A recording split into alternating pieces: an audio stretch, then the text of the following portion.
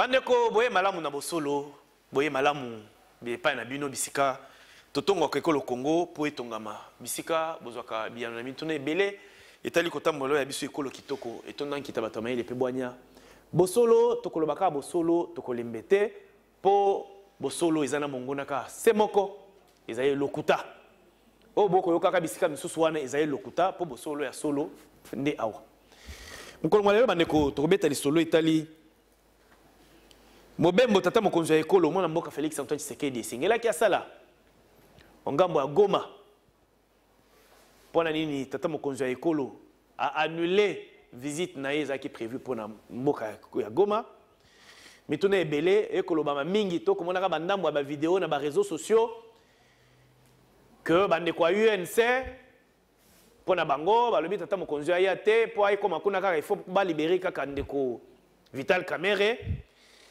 mituna ezebele boko mituna mebiano na bosolo na bino mokolo malelo tokobeta lisolo etali accord oyo lobby ezalaki secret entre ndeko Tshisekedi na ndeko Kabila oyo bandeko ya FCC na koloba bandeko ya FCC to bandi na coordonnateur ya FCC mwa mboka Néhémie Mwilanya totangi secrétaire permanent ya PPRD mwa mboka Emmanuel Ramazani Shadari Tolandi mwa mboka Jean-Claude Nyamungabo wazali actuellement ministre environnement na Kolwezi na Lualaba maloba na bango ezako revenir na accord o ezalaki secret pour na bango ezalaki boyokani tete lokwa ndeko Tshisekedi azali président de la République na 2000 kobanda 2018 tia aussi sa mandat ya 5 ans ezala que na 2023 ndeko Tshisekedi a soutenir candidat président o akouta ongambo ya FCC soki ndeko Kabila poko nezaka ndeko Kabila tokoyeba pona nini lelo accord ango ezalaki secret malobe komi kobima est-ce que on ndeko Néhémie alobi ndeko Shadari alobi pona alobaki que jour à signature accord ango yazalaki kaka ye moko muto azalaki wana ndeko Mende o Malanga azalaki te ndeko Bemina ko bazalaki te kutu wana etali bango te kaka ye moko est-ce que mayeba lobi ezali penza ya solo tokobeta lisolo etali campagne o ezali komata mokolose mikolo na mboka na biso etali haine tribal maloba ya boyinani ya bikolo tozali na obligation monene biso bapanzi sango ya koteya yango biso tokosala pona nini tokoyina na biso bayimboka histoire ya nzinga ekolakisa biso ke bautu na batutsi bikolo mibale betini mibale babomanaka tilika mwana esilaka te memela biso bitumba ti epa na biso ebongo ekolo Kongo eza na bikolo ebele etondi boyi soki totie boyi nani tokosuka wapi Kongo ekolimo biso na bainvité toza na obligation ya koteya bomoko kimia bolingo entre biso bana ekolo Kongo tokoteya bongo na ndeko Adolphe Amisi boye malamu UDPS. Merci beaucoup ndeko Yves na invitation na yo. Na ko profiter na pesa pe mbote na ba etozali ko kabola plateau le Congo. Pe mbote belé na ba téléspectateurs na biso yo bazanga kinga mwa ebele na kati ya Kin 24. Bazanga yo po komi mokonzi. Oso koti ba faire, komi ko gérer école. Po ezala ki volonté ya ba kambi ya émission yango. Surtout ndeko Gilles na yeba te soki na sala yenini. Oh, soki na koyawa kaka osanti kaka Yves mutu fale la kene oyaka me pona ye alinga esuna ya teme lelo bakanisi quand même ngai nazali pona bino très bien peto ko sola maso oko pesa biyano na likambo etali accord nani alobi bosolo ezali ndeko Shadari ezali ndeko Néhémie Mwilanya to ezali ndeko Claude Nyamungabo oko pesa biyano tozongela ndeko ama munkulu boye malamu ozali wa pona compte ya CCU lingomba politique ekanga mbongo na mwana mboka Lambert Mende o Malanga député national PPCA nyonso kaka ye neti na Kongo bato akosala bazate nyonso kaka ye to bakisele soni DG za maloba ndeko bon webi soki mutu musana na yazo sala yango malamu confiance et bandozala à tout moment renouvelée. Vous savez que la mère Mende c'est actuellement un modèle même l'attitude nae vous allez remarquer que Azam Mutumo a dégagé potentialité belé. Modèle ya komo katisa makile ganga komo kendi kote ya Kasai. Makile gangi balobia momi. C'est ce que nous défendons. Même le président de la République, a tribaliste était. C'est ce que nous défendons. Même Joseph Kabila Rabang autorité morale. Non, non. Biloko ana nous en tout cas toligna oté. Très bien. Il faut remonter moral na. Merci Nande Boyambinga. Na pesi pe mbote na ndeko Misi administrateur. Et puis na ndeko nanga Meda, président Kankolongo et toute l'équipe Kin 24. Merci. Gaï na benga kaye l'homme de pièce contre pièce. Boye malam de ko Meda Kankolongo Congo en avant. Pièce contre pièce. Esengo mingi ndeko nangai Yves. Merci pe na ko seplobe bandile tango to bandaki na ndeko Armato yoko mesana mingi même na cité bato bakomi ko sepela to fara oyo moi bien mais kasi abeti sangande mabako kana ebande côté nini ndeko na ngai yoka ye wala mbere mendali modèle la komona bana bilenge bo basala kana FCC balokola ka bango bongo bacha dozo boya ki modèle ya Lambert Mende. Donc mais de toutes les façons la démocratie c'est accepter l'opinion de l'autre. Très bien. Donc il peut soutenir ils ont droit naï nayebi sakayaka mutuna moko jusqu'aujourd'hui ata la paix modèle na kozongi sa diama ya bato depuis azwa kilelo na nozongote mais un élément très important peut-être na 2 secondes avant na ya wana moni na nzela makambo ekoleka na gouvernement provincial ya Kinshasa nazotuna eloko tosali gentini na bato na bango na koyeba te nini ezoleka yo moni nini oyebi ke bakofutisa bat chauffeur ya taxi 500 francs bapesi yo quittance moko ministre provincial lobaki ke après 3 mois mbongo wana mosala kotonga nango ba parking na ba arrêt nyos masala rapport mais tango tokoloba na yo awo imagine toi degré ya ba mituka ezalaka ya muke 500 ya munene 1000 francs. 3 mois et coquille, aucun rapport. Il continue à percevoir ses moyens jusqu'aujourd'hui. Mais nani appelle ça bino ndingisa? Il y a une communauté bien privée na bino. Bisototi kalaka to sale la kabino. Je demande même Pasteur Godem Poi, l'Assemblée provinciale de Kinshasa, n'a pour rappeler yo bengisa ministre ya transport ya Kinshasa. Qu'est-ce qu'il fait avec le 500 francs chaque jour? 500 et 1000. 500 et 1000. Soki baju yango et silité yeba qu'à la fin bakanga mutoka. Chose grave. Na yo équipé général Kasongo. À côté makamo. À lobby ba numéro nyos bandoko affiché na ba mituka identification à ba taxi. Identification akenda kikuna CD o bandaki ko enregistrer na ebongi. Donc il faut on va passer à numéro yango batu bakende ko somba lisusu respecter au moins les Congolais. Ayez quand même la honte. Mais pour l'image que vous vendez du Congo, Libanda et Mboka. Donc, Mboko, on est dit comme ça. Il n'y a pas de fichier. Que fait l'Assemblée provinciale ya Kinshasa? Pasteur Oyo et qui nsingi bis. Même ba député na biso. Donc na ko bisa ne bino ministre à transport ya Kinshasa yebandi yo malamu. Totondi yo. Misolo na biso ko koko la mikolo nyonso oko justifier ka yango na ko bisa yo. Totondi yo. Adolphe Amisi, UDPS. Tata mokonzi ya ekolo Félix Antoine Tshisekedi azelamaki ongambo ya Goma. Ah to koloba tata mokonzi ya ekolo adui susu mpepo na yete pour okende na Goma.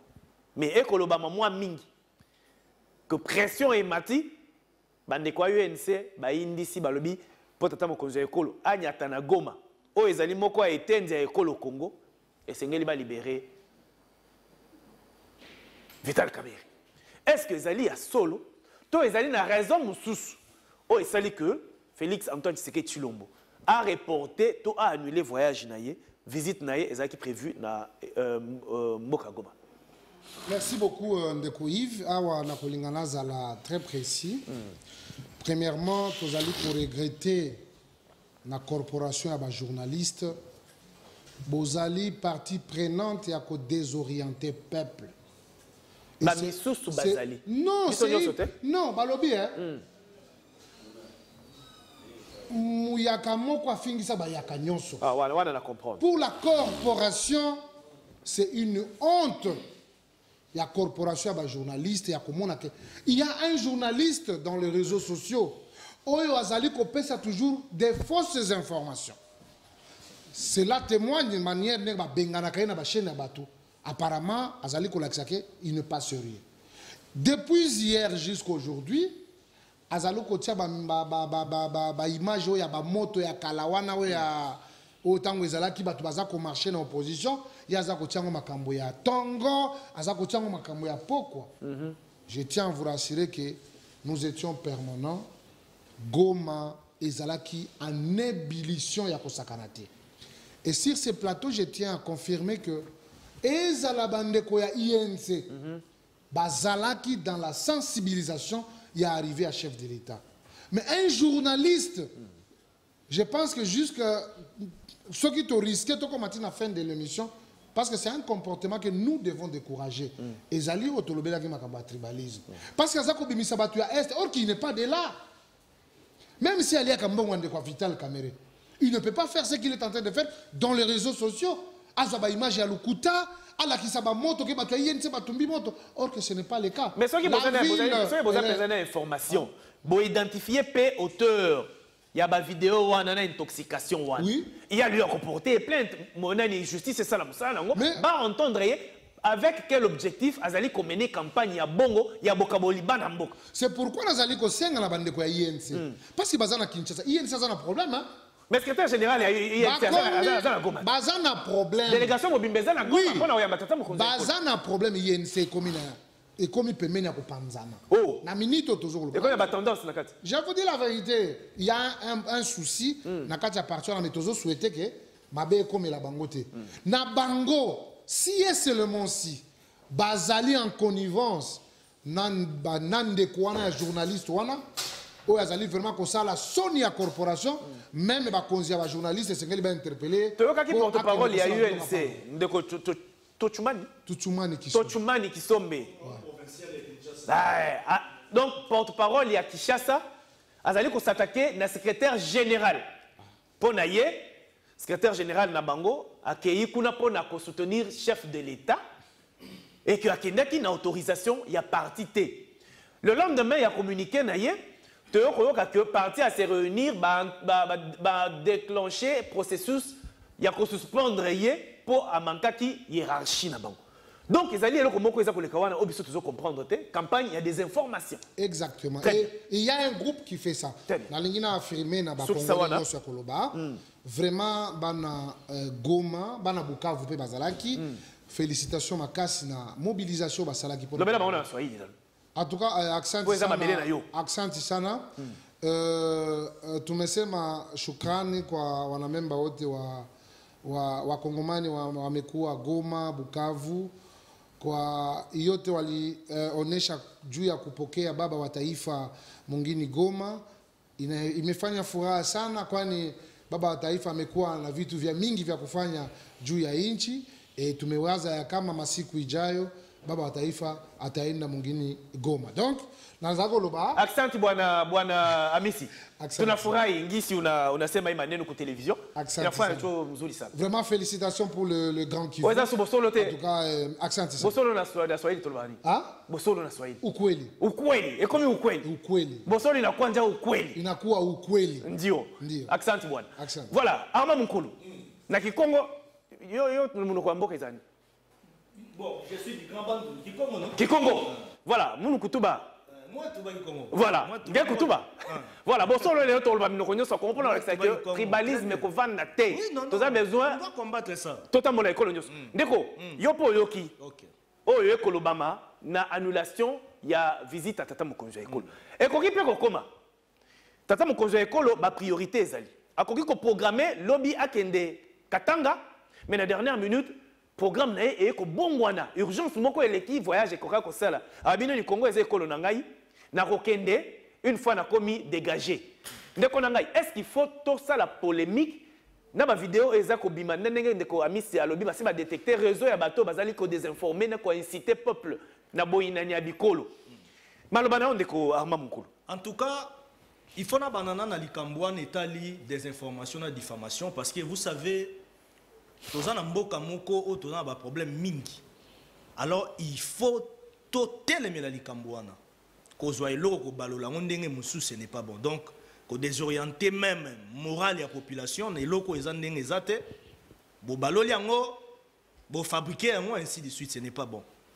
Mais si réellement pesa vrai, c'est-à-dire il y a aussi un problème. Donc nazui des angles à la fois. De voler. Parce que le journaliste en question, bon, je ne sais pas si c'est vrai. Mais ce qui est une hypothèse que Makambango est solo, il faudra aussi se poser une question. Pourquoi est-ce que Barotumba Pinet tout consort si réellement ils ont un militant Vital Kamerhe et tout consort. Mais dans le monde de Wamisi, à Outaïkoutoukuna, après si précision, c'est une très bonne chose. Donc il faut toter Melo de la même manière que toter Mela. Mamba tribalisme ndé to lobi. Voilà, effectivement.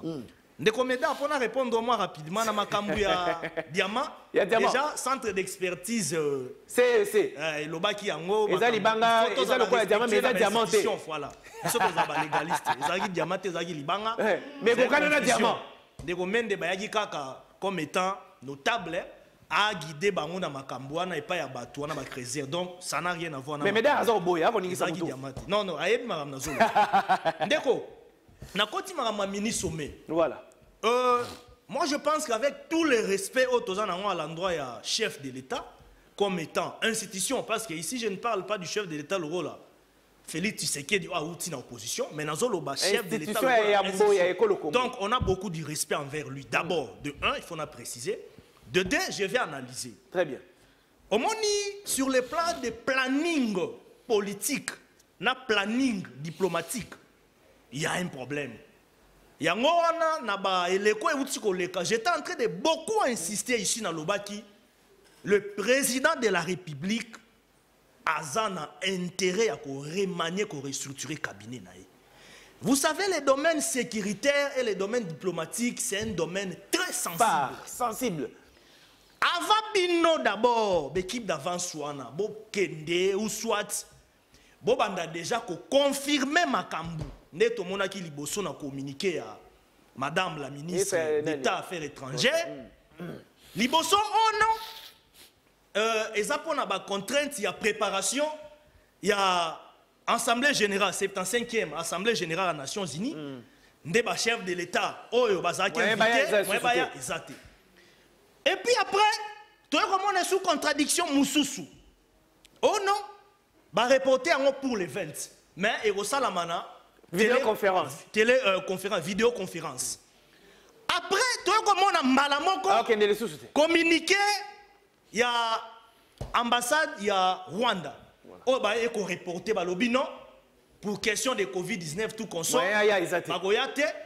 Ainsi de suite. On a la confirmation pour les 20, mais c'est là où j'étais en train de dire ceci. Vous savez, en matière diplomatique, il faut qu'on définisse d'abord ligne d'orientation, la forme diplomatique au Tozana. Tozana diplomatie triangulaire, Tozana diplomatie à négociation, Tozana diplomatie à réciprocité. Il faut qu'on ait banan babilo ko ana tout facteur wana. Parce que à mon humble avis, ba mikili mingi la réciprocité et tombama et puis ils ont respect pour la diplomatie à réciprocité. Oh ils ont appliqué à l'époque à Beleko mingi ya tata mo conduit à Utako Kende Joseph Kabila autorité morale na biso n'époque à ndeko Raymond Chibanda to monaka n'époque ya ndeko Cho Kitundu on avait vu ça au monde que la diplomatie congolaise fonctionnait. Réciprocité ça veut dire quoi? Non.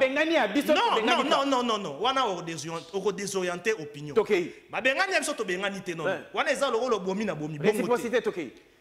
Bino kuna bokomi ko zonga sima. Eza faux fuyant. Ça bokomi ko zonga sima. Oh non, misusu ainsi de suite pour des raisons Covid-19 tout consort. Non. Ça veut dire ils ont profité dans insuffisance, pena ba problème ba quoi. Il y a préparation, il y a présidence ensemble. Pour pas justifier absence. Oui, non. Ministère Affaires étrangères. Pour pas justifier qu'il y a un banc. Oh, exactement. Pourquoi? Paul Kagame, Azamutu Oyo, même Bandeko Moussous, président, il y a un pays frontalier Moussous. Missou na bango mingi ezaki na Paul Kagame. Actuellement, même sur le plan CRGL, ils ont un rapport Moko, ils ont déjà une gestation. Oh, ils ont travaillé oh les olobake et ngaki lobama pe na kati ya 75e Assemblée générale des Nations Unies et ça et quand ça la vidéoconférence mais on a vu là-bas Nations Unies a reporté à moi pour des raisons à lui pour des raisons non évidentes. Donc balinga balobela pe likambwana na kati yango mon nazo senga beaucoup plus conscience nationaliste. Ici moi je ne vois pas seulement les chefs de l'État. Je suis en train de demander beaucoup plus la conscience nationaliste. Vous savez ce qui est à l'Est actuellement, minerai na biso, richesse na biso bomengo, ba multinationaux mis na bango ezawana. Soki na Est bitumbe zali bato bazokufa, bango ba osala COP na bango. Soki mezali ba osala COP na bango te. Alors, tout le monde nous devons nous mobiliser davantage sur le plan de la moralisation politique pour to bare route ne loko wana mais kasi na kati ya présidence Konzamoka il faut fournir beaucoup d'efforts sur tous les plans, même sur le plan juridique, il y a beaucoup de couacs. Oui, sur le plan même, il y a ma diplomatie, c'est un problème. Or, collège, il y a secteur, on a conseillers spéciaux, conseiller spécial en matière azali. Donc, il faut travailler beaucoup plus pour prochainement, pour éviter non seulement l'image du président de la République, pour ça d'abord Moutou, mais image Yamboka. Vis-à-vis de nos partenaires, pas faible, ce n'est pas bon. Mais d'accord, Congo en avant. Annulation, selon yo, cause ou raison valable pour l'annulation, il y a un conseil na Goma, pe cause na raison, il y a non tenu, il y a mini sommet où ils ont prévu pour la sécurité na Grand Lac, to na banzinga nzinga na biso. Malobana ondeko. Ata boye belende ko Armand Lobiao diplomatie na likambo diamant. Nako zongela wana mais moi je pense que oyebi na communication balobaka aussi le rumeur donc information ezala comme ka source d'information. C'est ma rumeur moi information. Voilà. Alors je crois que tout ça dans contexte moko rumeur montrer ko courir. Et nous demandons na cellule ya communication la présidence de la République bameka qu'on informer l'opinion pour nanini ba reporter kokita ya mokonzi ya mboka na Goma. Très bien. Ça c'est de 1. Il y a mi balé. J'aurais appris qu'on a même décaissé des fonds. Il y a eu une équipe d'avance. On a sommé. Pour Yango, on parle de 4 millions de dollars. Oui, j'ai appris aussi. Et c'est bongo tout ça dans un pays où il n'y a pas assez d'argent. Où après Covid, non, avion, ça, je pense qu'il faut éclaircir Bisso. Il y a mis ça tout. Ce que moi je vais demander à Bande Konabiso Yakash, il est grand temps. Il y a pas profiler ba stratégie, c'est-à-dire batika kolela lela pour monguna ali à bango na ye ensemble à travailler pour nous dinda na bango na libulu. Donc il est grand temps que nangambo na bango ba profiler pe ba stratégie oye koki ko sale que peuple congolais a se retrouver dans la gestion oyo ya bango parce que le plus important hormis Makambo Nyonso, le président de la République, il avait promis à Kola la pongite, ce qui na ST. Pas plus que jour, j'ai même appris qu'on venait encore de tuer pas 10 personnes par le ZDF. Soki, bateau, Yakabila, Bazo Libungu Toulou, et Zali pour likambo ya insécurité tikabila longwa atikali kolonga yango te awuti ko sala nomination armée ngai na mituna ka toujours le rôle ya service ya renseignement ya mboka na biso service d'intelligence mokolo mususu nazana makambo wana ko na tango ngobila kangaki makambo ya zando bebisinga o ba service ba kolandele yo na sima yo zona ko abeda shumi service bona ndelangai musala bonso yango wana est kuna koma ba rebelle balungwa kana Rwanda bayaka na machette bakati batumitu les mêmes modes d'opération bazongi lisusu que fait nos services de renseignement Donc, je pense qu'il est grand temps. Tout le monde a quand même que Moussala et Salema Ndenge et Longobani. Il y a Misato. Les problèmes autour de l'élo et bandi awate. J'apprends de Konanga en face qui me dit Bango, Bazalek, diplomatie, il y a réciprocité. Il y a Ndeko Kabila. Oui, une diplomatie agissante. Voilà. La diplomatie, on le mène au nom du peuple. Ils ont boutique de. Ils ont mboka, ils ont menango pona bola muyamboka na yo. Natango eleko Kabila ko gérer Brazzaville en face na biso. Bazwa ba mama na biso. Vous avez pas vidéo wana? Je ne vais pas citer, c'est très grave ce qui s'est passé. Non seulement parce qu'elle a déshabillé, mais c'était grave. Saboté. Kabila Salanine. Babanda Kakolala. Armand, si Kaya Loba Yoko réplique, Yoko Makaka, vous avez un papier. Komaka. Ngana Bandu Kokomawati. Ouais. Yo Salati, Bangola Bango, Bazola Libanda na 20 mai. Na 24 novembre. Na 24. Kabila président, diplomatie, réproscriptivité. Nangola. Ce qui s'est passé, c'est très grave. Ce que moi je demande aujourd'hui, même l'actuel président, parce que Biloko Nezo continue les lots, il faut que le ministre des Affaires étrangères a travaillé pour Biloko Wana et Sila. Et puis il a dit ici dans Malobanayo, oh, pour mieux se battre pour Kagame, non, non. Messieurs du FCC, interroger l'histoire. Au moni, biso na communication avec les journalistes, les historiens à présent. Au moni Paul Gagam, des mentors na bino. Il y a mentor FCC. Bino, boza dérivé ya Afdel. C'est là. Tolérance, mais mon col. Quand tu parles de na plateau, il faut interroger Sima. Pour une histoire ya bana na biso.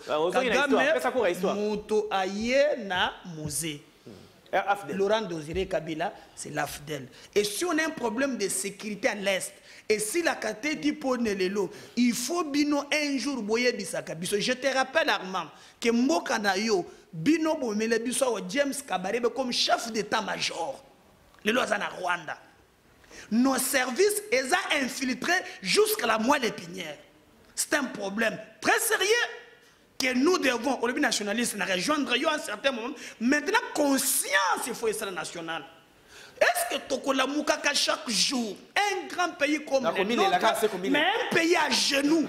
Pourquoi? Parce que le problème, peut-être que Félix a coûté les lots, bien sûr, il n'a pas d'excuse pour que non, pour Akutaki, Atika Yango, non, s'il a accepté de président de la République, parce qu'il a un plan, il y a qu'à changer Yango. Très bien. Mais je vous dis, vous nous avez laissé système sécuritaire par terre, Dieu merci, Nako Bunda, après Kolungwa, Yokelaba militaire Mawa, pour Bazala Malam. Dada merci pour na souci wana vraiment ba matisse la ba soda na biso solde eza idée ya malam, mais en tout cas ce que nous vivons aujourd'hui à l'est, nous devons nous mettre d'accord et aussi parler avec le Rwanda. Rwanda beta gabiso, qu'est-ce que nous les Congolais à l'interne nous faisons pour nous organiser, parce qu'à ta diplomatie faut la makasi, faut une armée il y a makasi. Totoni Kabasele Donald Toko le bel Kambetali, annulation, il y a visite à Tata Mokonzi Ekolo, où il cause à la raison. Pe non tenu, il y a sommet, mini sommet, où il y a qui, toi il y a Manekolo Nabiso, président Angola, président Rwanda et Burundi na Ouganda. Pendant le même la sécurité et la sous-région Nabiso. Oui, merci beaucoup. D'abord, Nazana pensée pieuse pour mon regretté père. Vous savez que c'est la semaine passée. Nos condoléances de Konabiso. Il a été enterré. Merci, merci mon frère. Alors, nous reprenons nos activités politiques parce que c'est notre passion. Très bien. Nous voulons vraiment d'un Congo plus beau qu'avant. Ndenge ba Kondo Nabiso, ba Soueta Kiango. Je salue aussi ma co-débatteur sur le plateau, spécialement le vice-président de la Ligue des Jeunes, notre mandataire, le président Missi. Oui, Azali Lissou, il y a chef de l'État na Kadeko. Et là. Vraiment, je crois que Moussala Malamoupe et Kosali Makuna. Je vais d'abord revenir sur ce que mon frère Armand a dit, à comparer diplomatie au président Félix Tshisekedi à Tchelelo, na diplomatie au Bango, FCC, Bazalaki Nango. Je crois que Kokankolongo a épinglé quelques cas de figure. Expulsion à Brazzaville, il y a Angola, avec tout ce que nous étions en train de vivre sur la scène internationale. La RDC, je vous informe, était isolée diplomatiquement. La RDC n'avait plus de relations avec les FMI, n'avait plus de relations avec la Banque mondiale. Voilà. Donc, la relation là, c'est Koufa Nango. Nos voisins ici n'avaient plus d'égard pour la RDC. Lingala.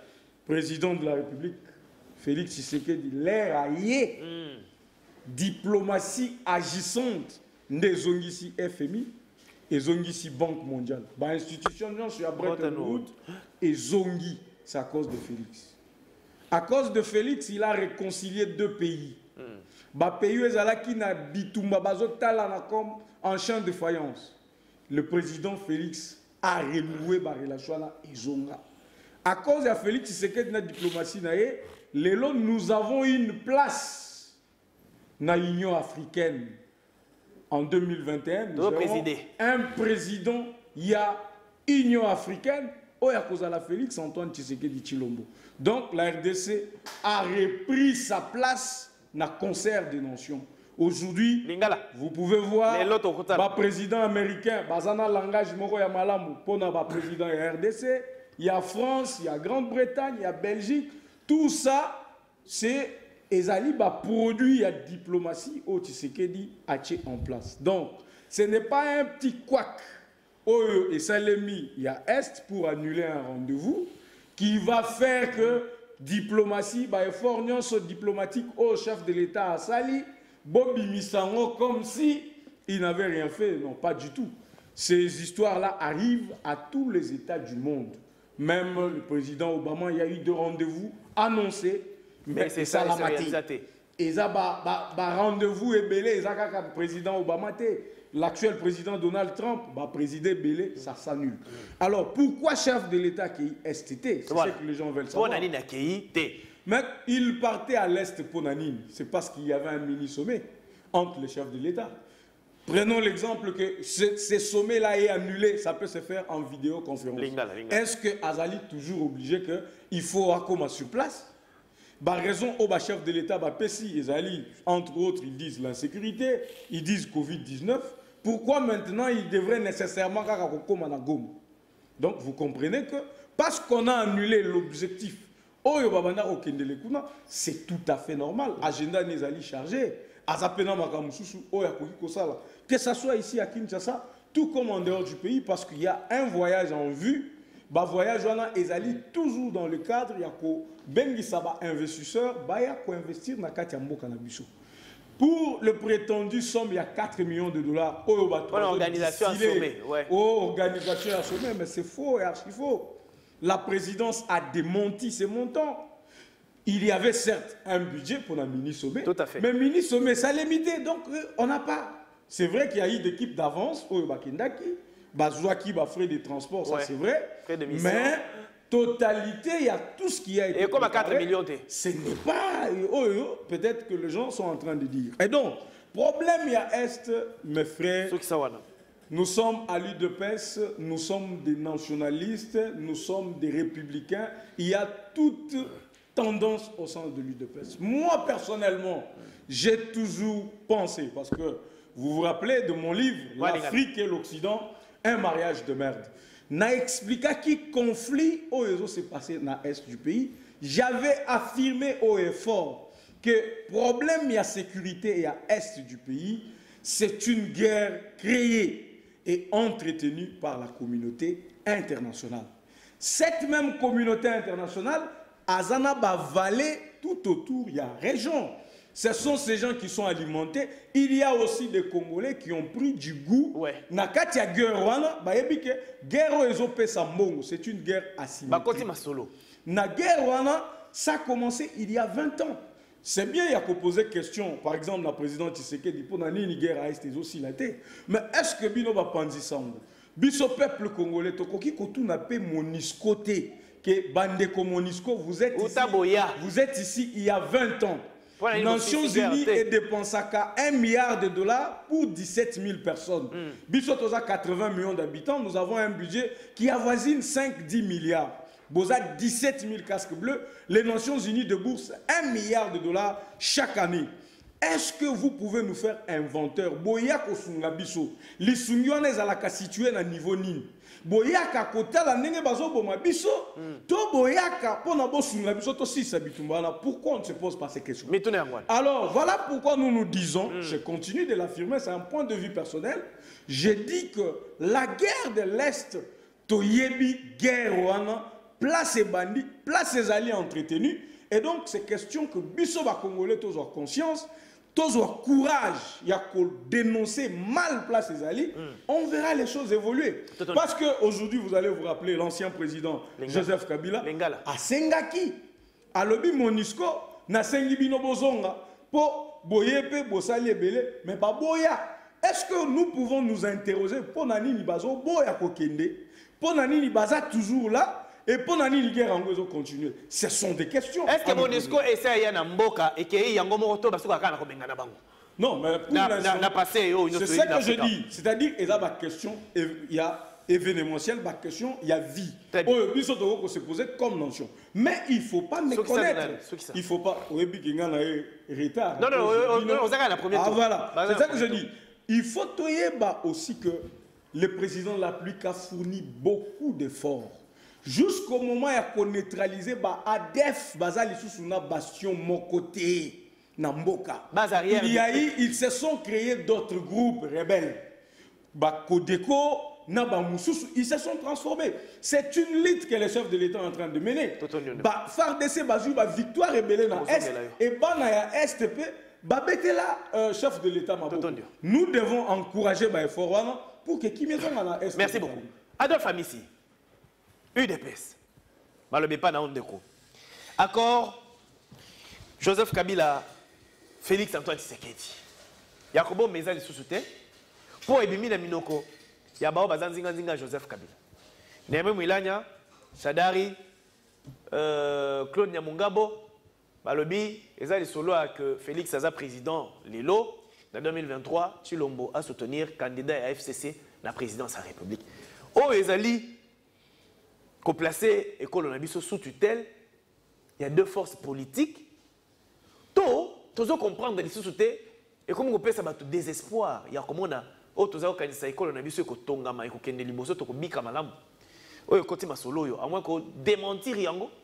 O expliquer biso eloko ils allaient contraire na makomi na tozo yoka. Bato FCC babani déjà koloba. Merci beaucoup Ndeko Yves. Et là, il faut retenir d'abord dans Makambo et le Bami na plateau.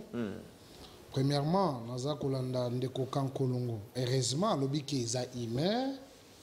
Na kuya nanga na chaîne à télévision, na yamba maki na question na il y a 4 millions. C'est pourquoi toali ko senga na bino bapanzi sango bosunga ba congolais pe botika lokuta.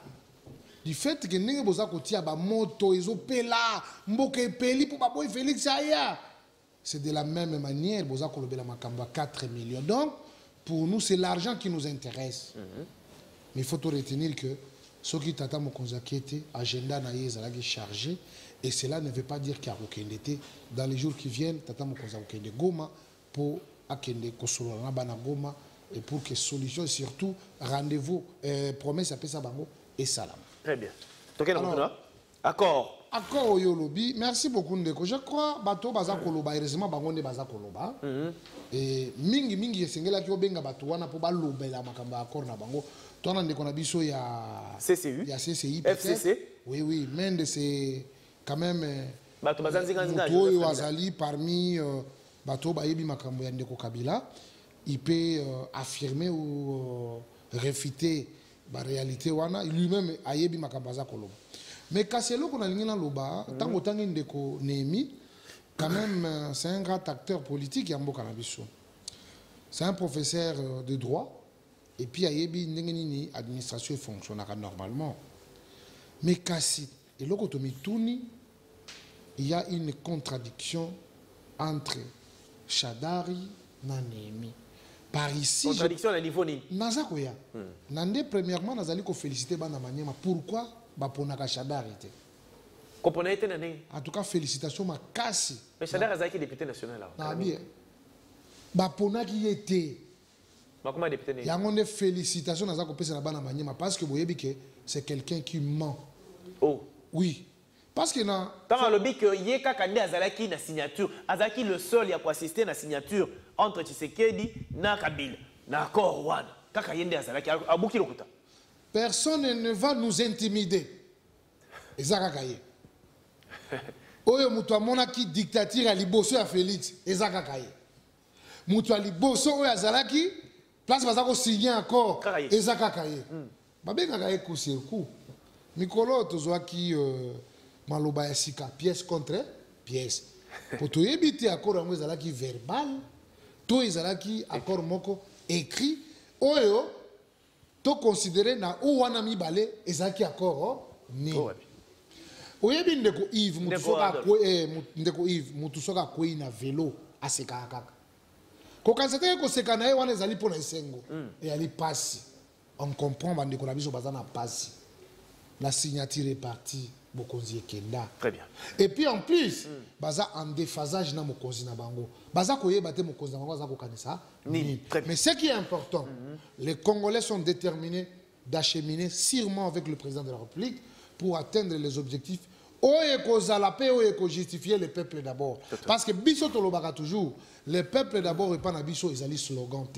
Mais le peuple d'abord pour nous, c'est un mot d'ordre de ralliement à tout ce qui est sublime dans cet engagement politique. Biso, ton dimela to mona passe to nyo comme pour mboka na biso changer, alors les autres qui ko se dédirte.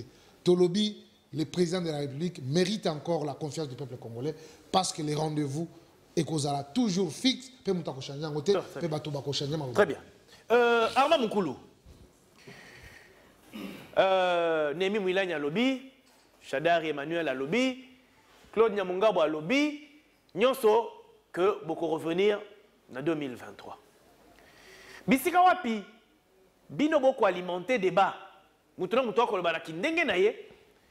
Joseph Kabila mukolo masolo ya coalition nande konaye Félix Tshisekedi. Mukolo masolo ya coalition bango bakutani basololi babetikati lokola bandeko. Bomoni te que mingi bino bato bozanzinga nzinga ya bakambi ya coalition. Boko luka bo pesa bato impression il y a des espoirs alors que bakolo lisolo na bango Tshisekedi na Kabila bayebi nini bayokanaki bango bako kinila makambo ndenge bango bazo kanisa ngo mingi boza ko alimenter polémique ezanga mutuna makolo mais mingi boza ko lota ndoto moko na Kabila na Tshisekedi te bino bato bozanzinga na bango. Ndeko merci pour na mutuna o mususu o memeli ngai na minute na araga je vais gérer 3 minutes na gérer. Okay.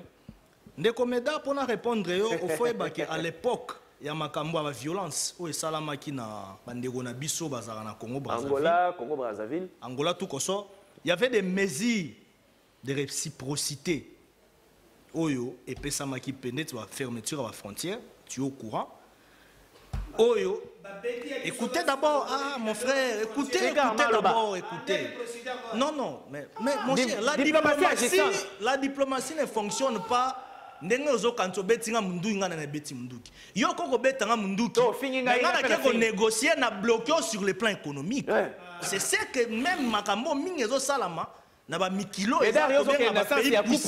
ne bazonyokola biso donc il y a toujours des stratégies ils ont raté tout tourner nga yozo raisonner secteur informel même ya Congo Brazzaville et beba kipo oyebi ndenge ba profitaka na ba biti ko katsa wana ti omona ba ko senga ba ko présenter des excuses na bango ndé to ko réparer.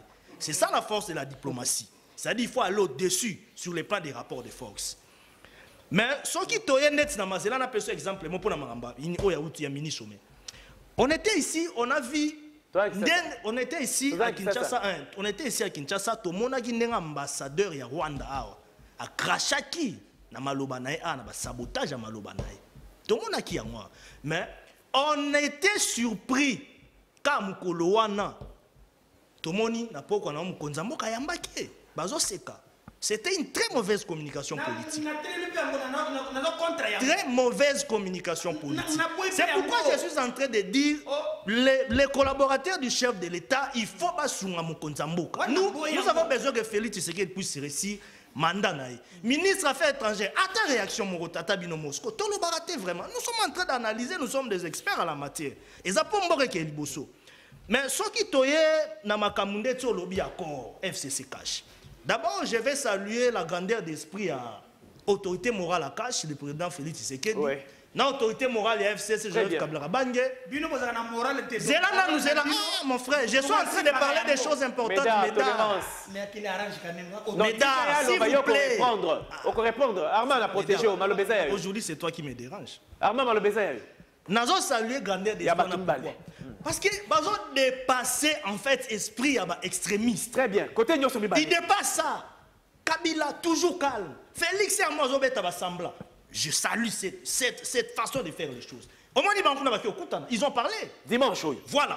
C'est très bien. De l'autre côté, nous, dans la CCI, avec la mère, nous sommes légalistes. Très bien. Nous sommes au FCC, mais nous restons légalistes. S'il y a un problème au sein du FCC, mais il faut moussale ça dans la justice. S'il y a un problème, ça m'a bien à cash. Justice c'est ça moussala.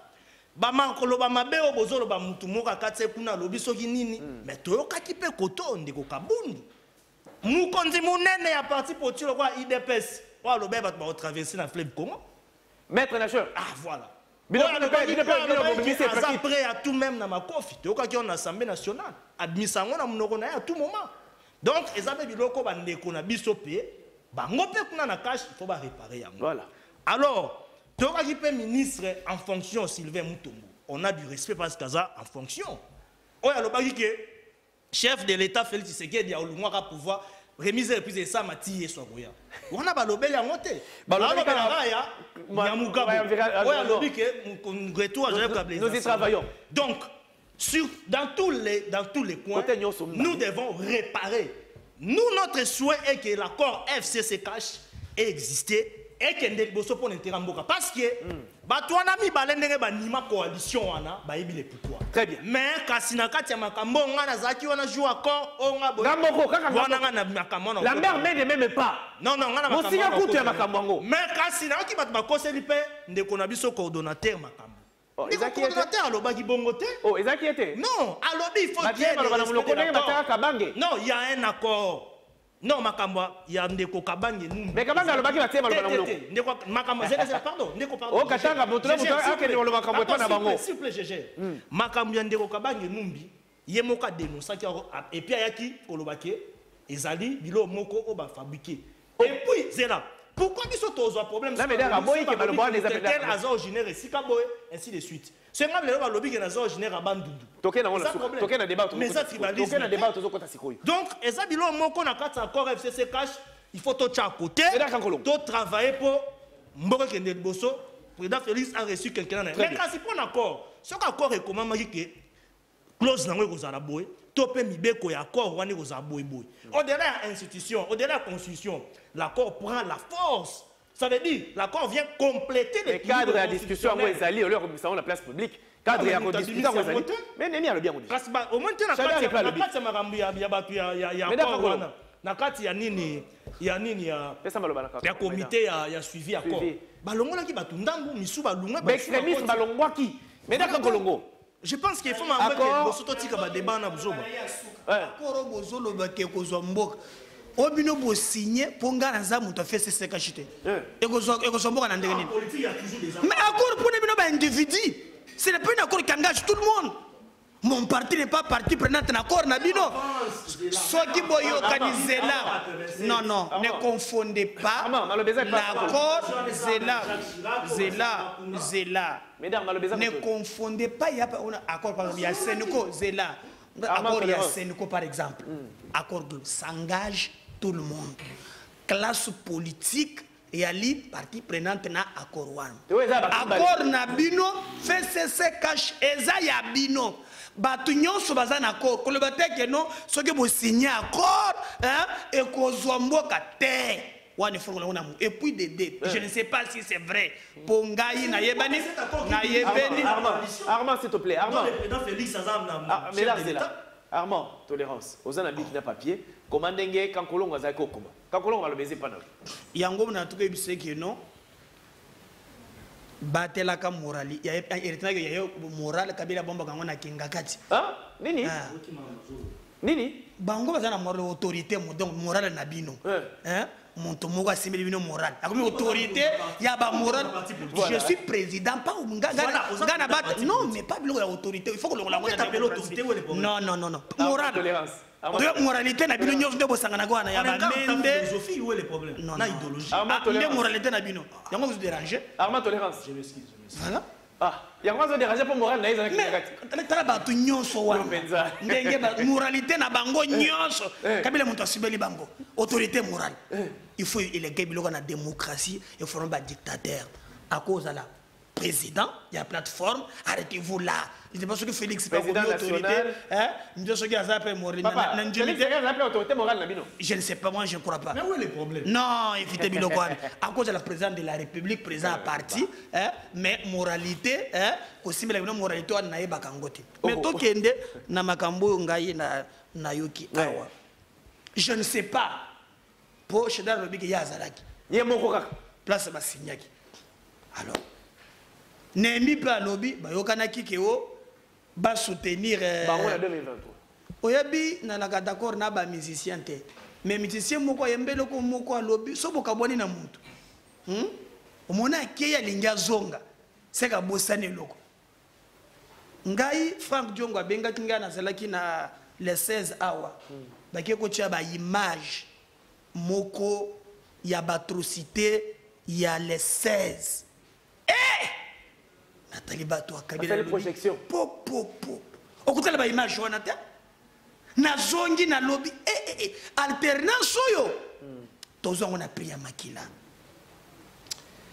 image bazo projeter ngo c'était horrible kota la terre alors je ne sais pas oya ko bino go signer na cash soki eza solo po bino monoko na bino zaka vérité zaka bonjour soki beza ni solo. Mais allons-y au cas où, et cause à la bongo, je vais vous combattre. Si c'est vrai, je le combattrai jusqu'au bout. Je ne vois pas Makaniso Yassika. D'abord, que ça ne va péter. Na bisa que d'énergie n'anga pam. Bino kutu bozalaka ona pouvoir mobimba. Bozalaka na tout boko kate. Kaka le lobo tire na ndamu nde boko zong. Et ça distraction bako saka bino. Pour nous, na Congo en avant le plus important, préparons les enjeux crédibles en 2023. Et ça là qui montu a fait cesser. Et ça là montu a cash. Et ça là montu Congo en avant. Tout ça a chance ndenge moko. Mais moi je pense ma solo wana akozonga te na mwana ki ye moko na Sénat. Ba PC sénateur régrammé ba à vie. À ça reconnaître musala na ya vie. Nde boko nyoko la kaye. Kabila ko en terme ya bozui. Akolo ko soni. Je ne sais pas si le président Moussou n'a pas un bon coup. Mais non, par exemple, non, regarde ce qu'il a déjà eu. Les cellules se reposent à Kingakati. Vos histoires là, il n'est pas dedans. Ezala Neyemi, Ezala Shadari, Blengi Babate, la Babylone, on a Bango. Mais je pense que Kabila aussi, Azan a vu, il y a qu'à protéger après Bakop Nabino. Ah, mais on va quoi qu'on a vu, Naï. Oui, mais ton moni déjà que tu dis, à un anniversaire, il y a Laurent Junior. Très bien. Kola Pambola, yo que tu ngakati. Il y a façon de ngakati. Déjà, ça n'est pas on finit la vie. Paradis terrestre. Tout. Il peut rester reposé là. Bangoubou, Bangouma, Bangando, non, soya moki. Là, ma tomate, là, ma pilipi. Totondio. Moningano musuru la sagenda kona kuza tomate. Yo ke Kabasele, ils sont maloba. Kolanda kankolo on était avant. Armand, vous avez raison, mais le garçon a un garçon à problème. Donc il nani Kabasele maman il va bien accord il y a cash na FCC. Makambo ese bimi essayer banya ko bomeza lisusu te. Bande ko FCC ba bimi sinyo so libanda. Ndeko na ngai. Oyo Congo espoir ya kobongeza lisusu te pour FCC de 2023 alingi pe kozonga masolo. De comme système à Poutine. Ouais. Au baloli, balola. Zongi. Est-ce que ça je ne voulais pas qu'on dit Mama Kamundeko quand il affirme que Bato à FCC, le côté ça est belé que il n'y a que le bonjour qui est vrai. Mais je lui donne raison parce que n'a aucun de quoi Armand. Azo kosa. À quoi tu vois Nicolas qui ça? Il détourne le propos du président Aïe, il y a eu de pèse. Alobini. Oh, aloba qui te beta na makofi. Le koko bimsela biso vidéo au président Aïe Jean-Marc Kabunda Kabunda alobi na parlement qui te beta na makofi. Est-ce que vous avez une vidéo? Il y a obilo bolo bakana Shadar qui a le biso ba fingelo maman yo pe finga maman na. S'il te plaît, oui, wanezali. Vous avez une vidéo? Wanezali, naza nango même. So lingi na lakisi bato bazo kango. Lakisa lokuta. Donc pour te dire d'abord que le président Aïe, s'il te plaît, il ne faut pas qu'on raconte ça. Nous sommes sur de plateaux sérieux. Nous sommes des politiques. Si toi tu n'as pas, on doit avoir ces sens-là. Si tu n'as pas l'honnêteté à Ondimayango, peut-être parce que tu les défends, mais il y en a. Armand Mokolo, je peux parler. Armand Mokolo, vous avez un papier qui n'a pas pied comment? Heureusement, on va répliquer le col là qui a comment répliquer. Moi, j'étais très calme. Merci beaucoup. Donc, il a menti sur toute la ligne. Le président Aïe, non, le babongoti, n'a vu jamais. Et au grand jamais. C'est un mensonge. Et quand il a dit ça. Maître nageur, oui.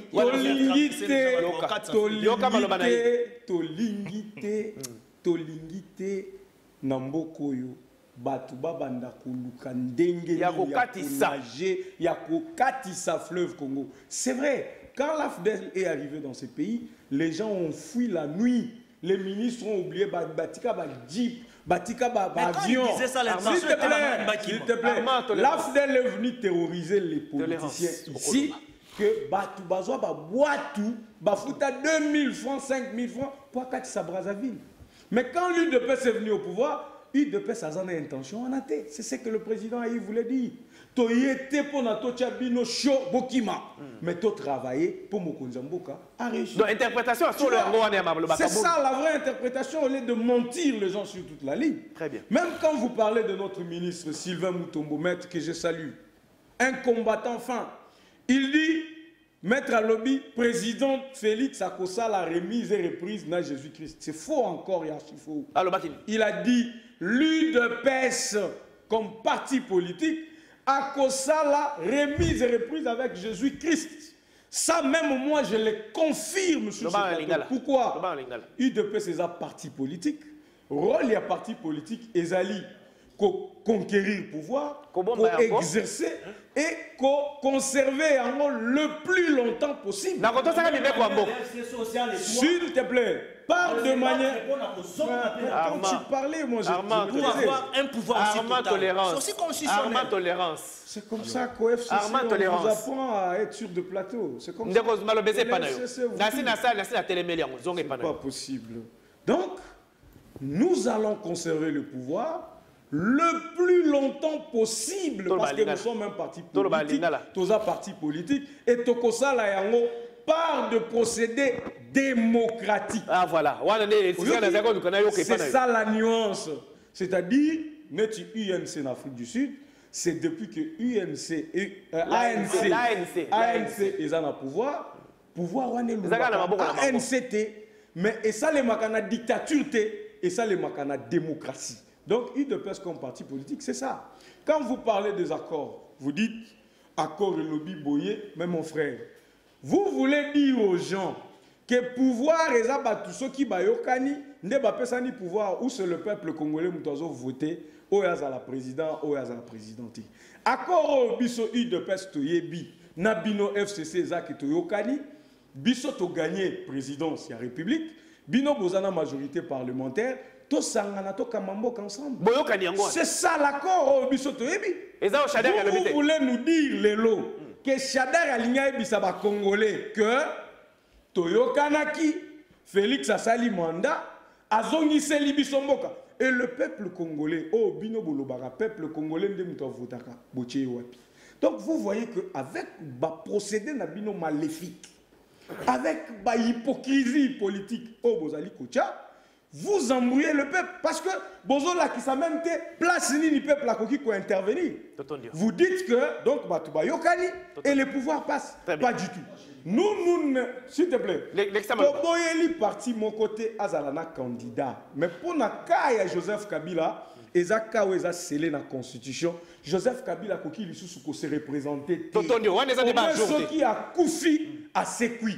Mais Bisso, ce qui bino bozana candidat na bino, nous avons notre champion. Champion na Bisso, Félix Antoine Tshisekedi Tshilombo a gagné. D'ailleurs, j'ai l'honneur de vous informer au FCC que Joseph Kabila a combattu campagne pour Félix Tshisekedi en 2023. Adolphe Amissi. Dès qu'on a eu Amissi, vous allez leader d'opinion. Biso va penser sango, vous allez na obligation ya kosala musala. Et si quand on a ma bezo ya balobaka et pas na biso soko moni ndoki belela yambo mongongo et kangamayo biso to ko belela mabe tozo mona monter en puissance ya campagne pour soutenir un tribal boinani baimbo katolingana lisusu te. Il y a des acteurs politiques na kati na bino ba politiciens baza ko travailler pour ceux qui t'ont habité un jour te vivre histoire ya 1000 collines na Rwanda. Toyebi yango biso nyonso ndenge suka. Lobi ba kotuna biso. Ndeko Yves yo mopanzi sango zaki na micro na caméra na bic osalaka nini po ekomate. Et moi yo Amissi. Olekaki na ba débat politique ozali leader munene ya ba jeune ya UDPS. Osalaki nini po te vivre 1000 collines na Congo te. Montona ya Rwanda. Fais sa réaction na yo. Discours interpellateur, na conscientisation. Merci beaucoup, Ndeko Yves. Je crois que tu l'as dit, par rapport à la question de Tony, nous allons affirmer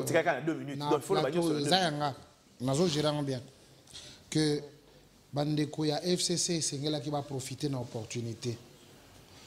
Tant que va passer une opportunité, ils allaient que non, ils allaient faiblesse. Et c'est qui va que Bazako Sungama.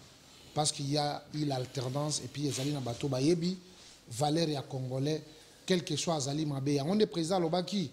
Moutou Mabé, Azali Malam, Mouteki Akoufana Mabé. Kassia Bongo, on a payé Azala utile pour la société. C'est la chance qu'on avait accordée au FCC. Mais sinon, devant le peuple congolais, devant la nation congolaise, Bazali n'a sens mon côté à considération au bateau parce que pendant autant d'années, ceux qui ont sali évaluation, vraiment Bazalaki au service ya konyoko la population qu'on sa population passe et ça c'est connu na batunyos ce qu'on a une minute noana pona koloba makamba tribalisme on a une minute noana na lingis ko le tribalisme na munoko mboka na yo na koloba yo lo une minute wana kana na munoko mboka passer message na lingi d'abord na décourager bato oyebi boyebi banani ba memeli biso tribalisme na minute boyebi bango banani bayebi bango ko groupe ya bato wana o baza ko rêver debout wana o baza kaka ekolo moko wana baza kana côté la mukati bango wana ba meli so tribalisme toko cachete to qu'est-ce qu'on a soyi bango wana pena tribalisme l'équipe biso tolobi tribalisme sur toutes ses formes to encourager en côté yango naza ko lancer d'abord message à liboso na parti na ngam très bien le président Aïe Jean-Marc Kabundo Augustin Kabouya je sais que boyo kaka biso malamu Toboy koyoka lisusu ba message ya balo nous les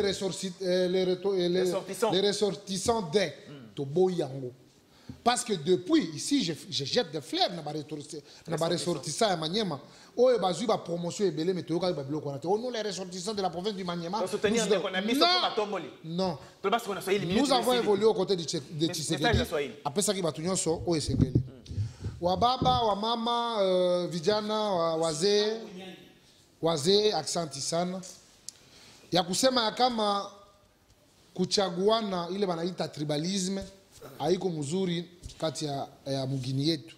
Sisi wote ni wakongomani de l'est à l'ouest, du nord au sud, sisi wote partout kwenye kongomani anaweza kukutaniwa, inafaa à vivre aisément ndani ya mugini yake.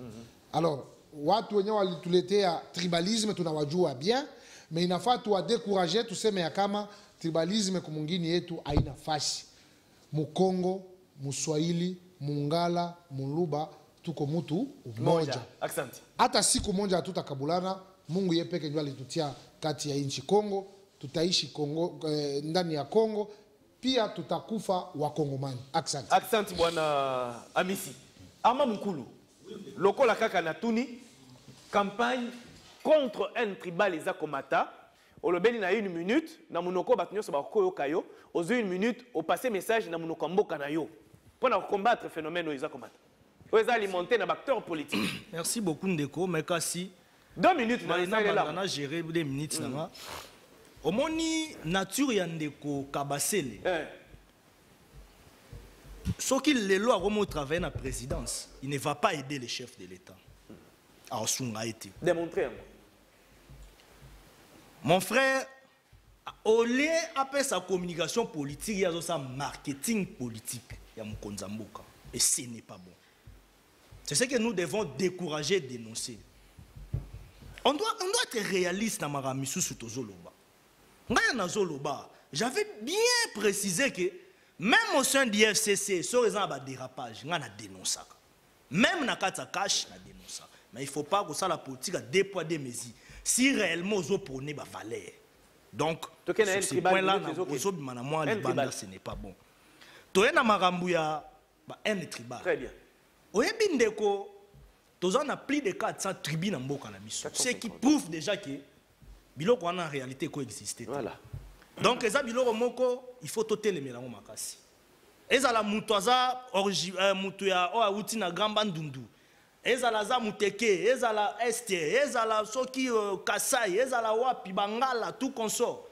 Biso nyonso tozaka ba Congolais. Donc ezelo moko il faut to bando décourager. Très bien, pesa message. Banda likolo tina se. Il faut vraiment te décourager le rwanda tribalisme. Tokende ko pesa message na monoko na yo. En tout cas moi songa na ba bantu nyonso ya Congo ya Bwala. Très bien. Tribalisme ekembo TV. Munu muke muntu ya bandu mpila betu ke tuba, mais muke mwana ya Kinshasa. Ça veut dire pangi tuba. Bampangi na betu même ya Kasai, même ya Batetela, même ya Est, même ya Équateur, betu nyonso. En tout cas Est, Ouest, Nord, Sud, Centre, betu ke ba Congolais. Donc il faut bimaina betu kubuya yo, il faut betu tout à côté. Yo kembo TV. C'est pourquoi même moi l'homme a sensibilisation pour vendre ensemble dans le tribalisme. Donc, il faut la sensibilisation à Makasi. Tout est mêlé.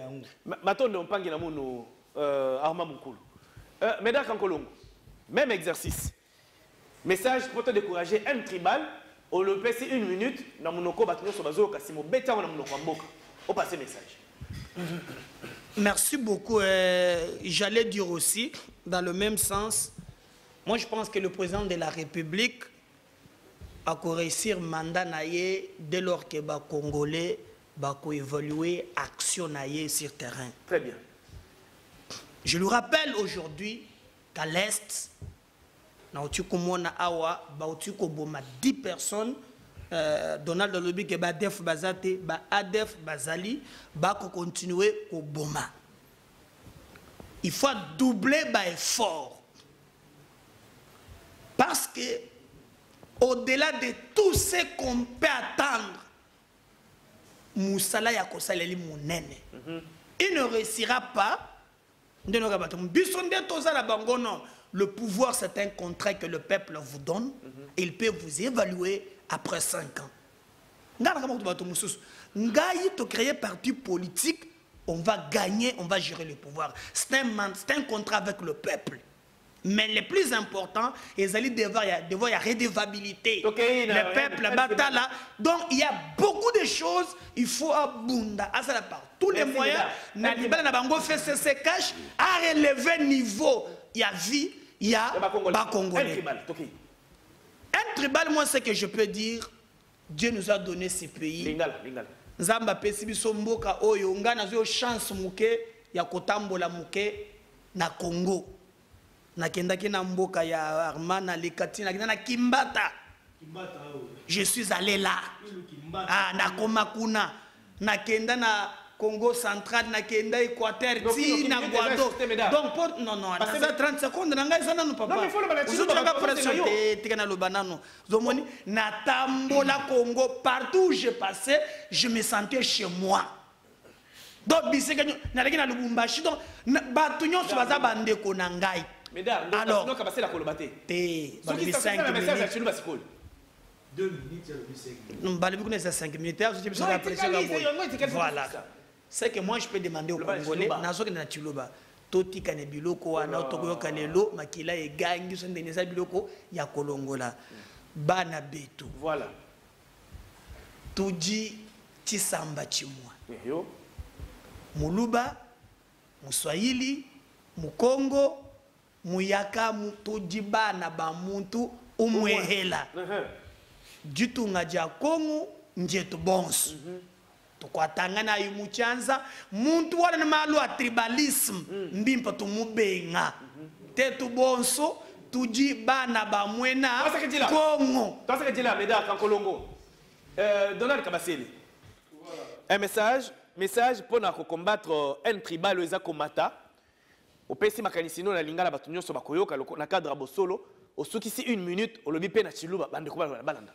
Bandeko yo babandaki makambo tribalisme, ils ont commencé ça à Genève.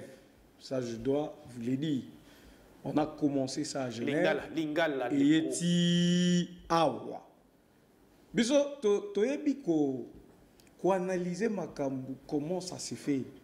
Scène politique et internationale et la awa nationale, nous savons comment ça se fait. Toyebi, comment est-ce qu'on est arrivé na choix ou salemaki?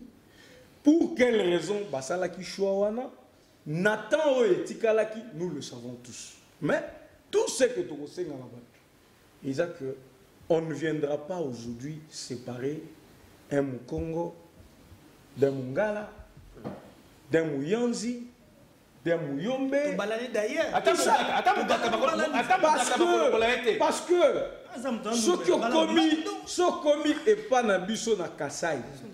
Au monde ndenge bandeko na biso ba Kongo bandi. Bandeko na biso bandundu. Bandeko na biso ya Équateur. Il y a Swahili. Vous allez voir que Batu Bazo vivre en harmonie. Passez ce message là. Alors eloko wana eza malamu te. Batatu ni bama. Yoa.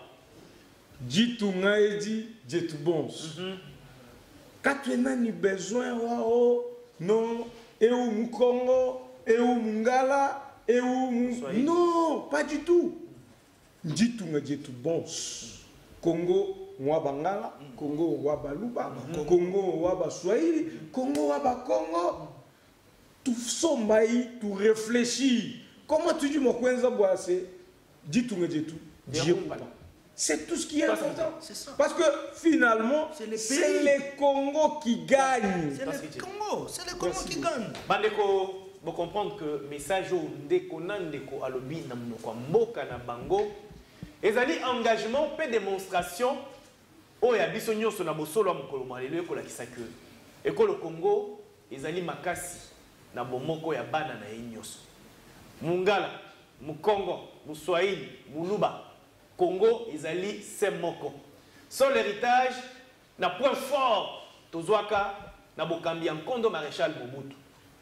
Mutu nyonso, Congolais et Sika Azali, ko se retrouver na point ya mboka na ye, azo se sentir pas na bango. Akende abala kuna, abota bana, ekolo ekoma munene. Mais oyo, campagne ya boinani ya ekolo to bengi tribalisme. Oyo acteur politique, ba memeli biso. Totele melango biso nyonso. Campagne na bango et connaître échec Congo etikala na bomoko ngai naza ko s'atteler na histoire ya 1000 collines na Rwanda Bautu na Batutsi bikolo mibale histoire wana toyebi yango memela biso lelo ba FDLR ba génocide makamnyo se komi na est na biso bobombi ba komo bomande biso alors que ba bomani baza bango ba otie pa na bango ba bemi bomani pa na biso alors biso toza plus de 450 tribus bota lebela minoko toza na so to simbi ko bomana lelo po tozo lingana te likolo ba acteur politique mi balé mi simple pour na pouvoir na bango ba opposer biso ba nekolo je pense que to koza la perdant atanza makeli biso otuna na biso to salaki nini pour na ko empêcher yango biso to telemeli yango campagne to lancer à partir de solo balelo pendant 4 numéros donc un mois donc ce qui saka na message il y a mutuna muto ko bana munuko mboka na bango pour na ko combattre plan oyo ezala ba communicateur ya ba parti politique songolo to stoyebi bino boko yaka na discours ya makila egangi to yebi bino to ko identifier bino peuple congolais to tika bango na disposition na bino bo s'occuper na bango muto ko na télévision makila egangi bokangelongi na ye s'il faut porter plainte, la société civile Bozali, vous porter plainte contre le discours haineux. Oh, ils allaient comme le Congo, ils sorti. Nous sommes ça, nous sommes là. Quand on a les autres ici, Zambé battait l'école au Congo. Pesa Maëli, Péboyen n'a pas quand même battu l'école. Adolphe Fanny Sotondo Ningoyaki. Merci beaucoup. Merci beaucoup, Ndeko. Nagina Barcelo, au moins, et pas Ndeko Kabasele. Constitution, zo permettre Ndeko Kabila. Par rapport à mandat batelier Ndeko Nata akoyo kozonga Ndeko medaka kwa bondio bosalaki Ndeko kozonga pas possible merci il va na kata constitution ba boyi